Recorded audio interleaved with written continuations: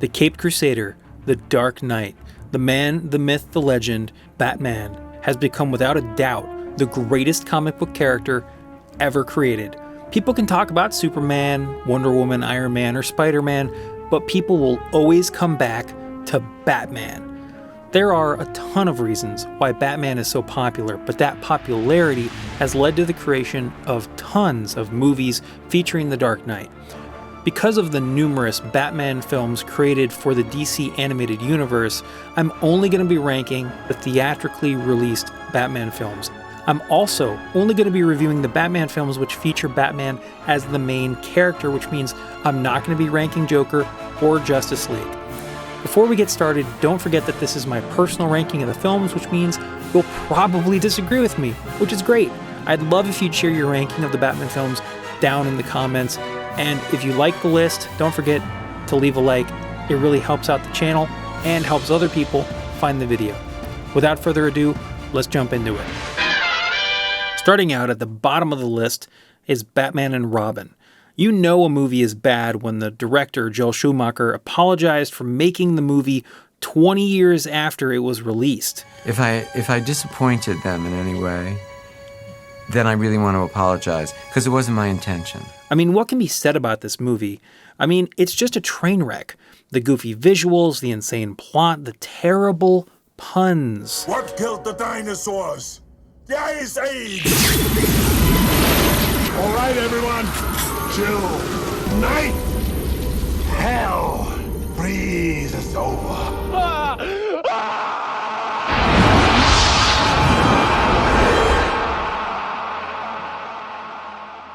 After Avengers came out in 2012 and Avengers Age of Ultron came out in 2015, and both of those films made over $1 billion, DC and Warner Brothers saw the potential in a Justice League film, and seeing dollar signs flashing in front of their eyes, fast-tracked it. To that end, they took the planned Man of Steel 2 and turned it into Batman v Superman, where they'd be able to introduce Batman and Wonder Woman, which they hoped would enable them to skip the multi-film lead-up that made the Avengers so successful. So this film was rushed into production with a half-assed script based off of a hodgepodge of various DC comics such as The Death of Superman and The Dark Knight Returns. The end result feels like a mess. Motivations for characters are all over the place, the plan of the main villain Lex Luthor is just dumb, and the final fight, while cool visually, is just underwhelming. Perhaps the biggest sin in all of this is Batman himself. After the Man of Steel was so dark and gritty, and therefore made Superman so moody and self-reflective, the only thing they could do to make a Batman even darker than Superman was to turn him into an alcoholic madman. Ben Affleck looks incredible in the role, and I think he plays both Bruce Wayne and Batman well, but all of that was in service to a terrible story and was surrounded by a ton of stupid, creative decisions. Coming in at number 10 is Batman the Movie. This was the kickoff to the incredibly popular Batman TV show from the 1960s. Starring Adam West and Burt Ward, this was Batman at his most outlandish and colorful. Bright and cheerful and always ready with a good quip, the dynamic duo were an incredibly fun version of Batman and Robin, which helped introduce them to an entire generation. However, while the lighthearted tone of the film and the TV show were great for the time, even matching the Batman comic book aesthetic of the day, which included much less nefarious and much more silly versions of Batman's rogues gallery, as well as just outright silly circumstances, such as Batman trying to get rid of a cartoon bomb, or the ever-popular shark repellent scene. There are certainly things to love about this version of Batman. However, the goofy tone and style of storytelling just doesn't really hold up when compared to the more serious tone that was discovered and developed with Batman in the decades following. That being said, this film and this show are just fun. I mean, who doesn't love those giant pow punches? Coming in at number 9 is Batman Forever. Batman Forever is the first film by Joel Schumacher after he took the Batman franchise from Tim Burton. His creative decision was to take the gothic aesthetic of the Tim Burton films and to say, nah, let's go back to the Adam West style of Batman because toys! And in the sizzling Batmobile, Batman lights it up on a drive for justice, making Two-Face pay twice the price. Heads, justice wins. Tails, evil loses. No question, it's Batman forever. Figures and vehicles each sold separately, batteries not included. So, he introduced Robin into the franchise and gave the city and characters a much more colorful and over-the-top depiction. Just take a look at Jim Carrey as the Riddler or Tommy Lee Jones as Two-Face. They do not get more over-the-top and hammy than this.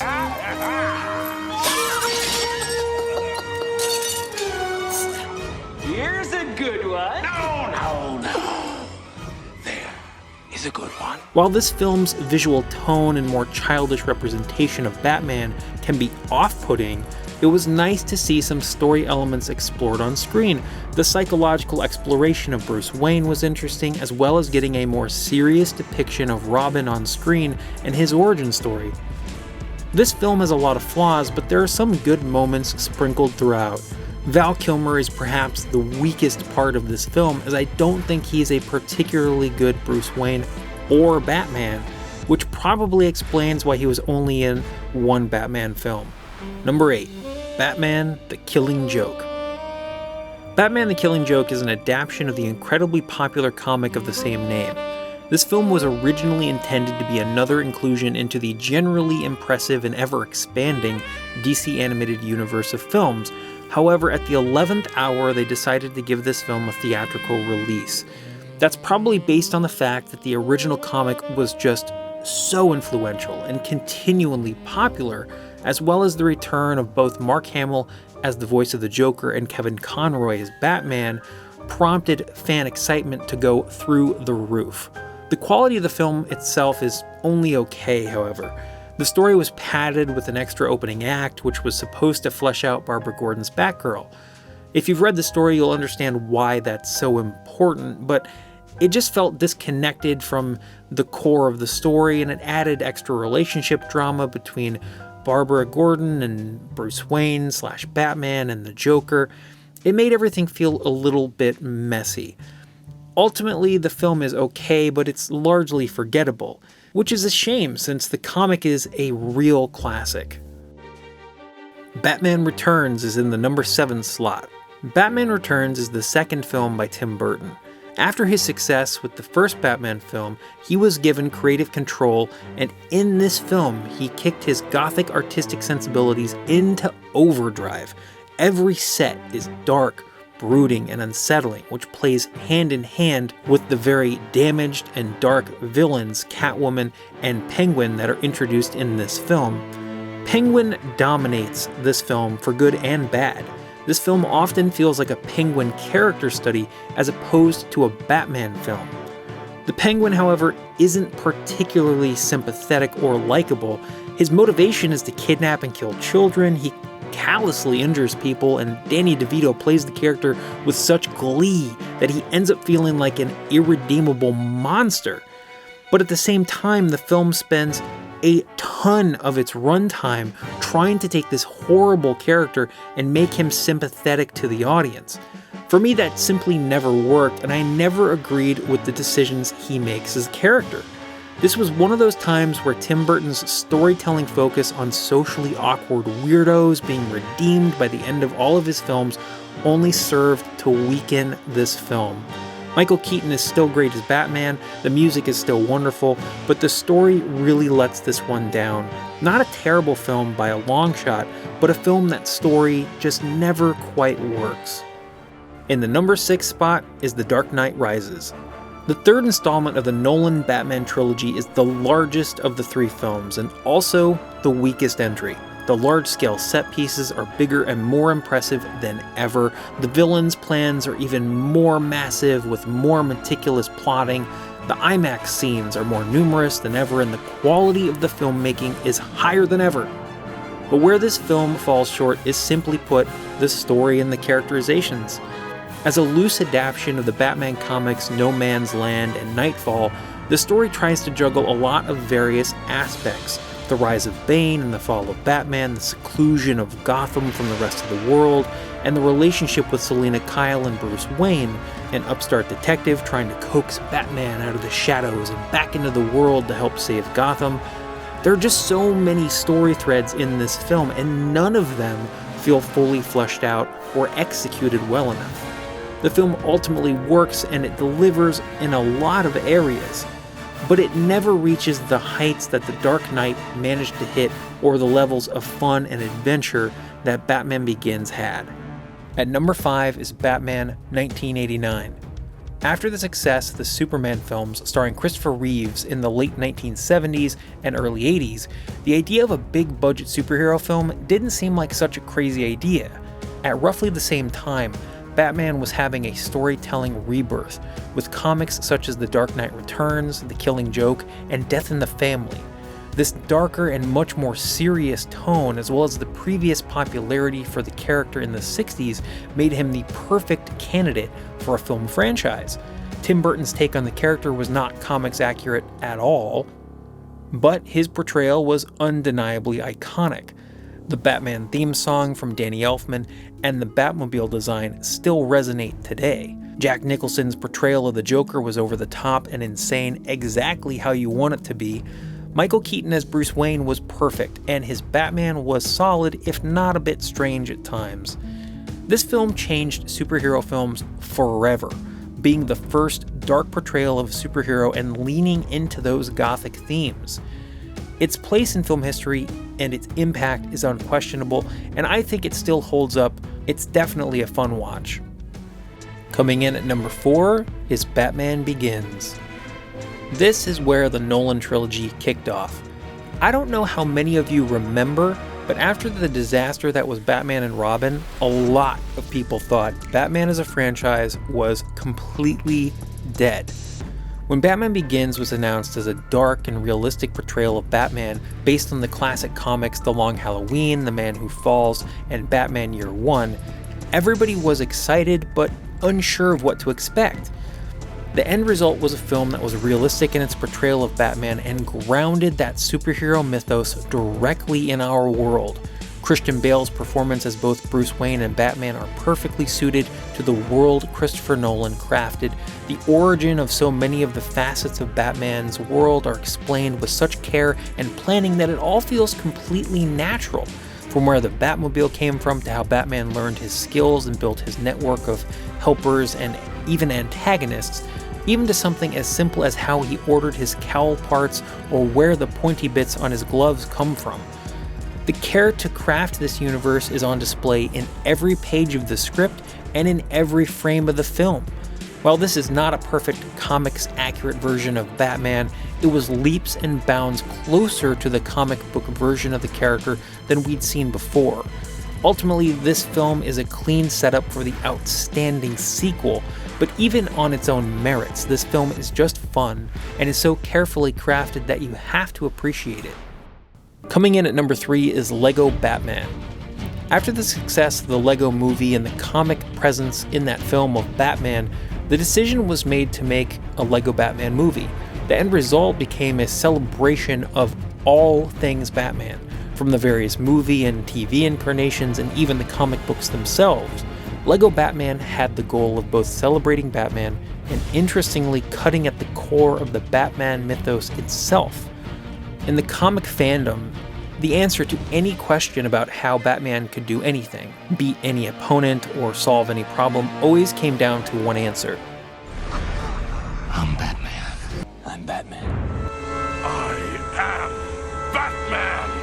I'm Batman. I'm Batman. I'm Batman.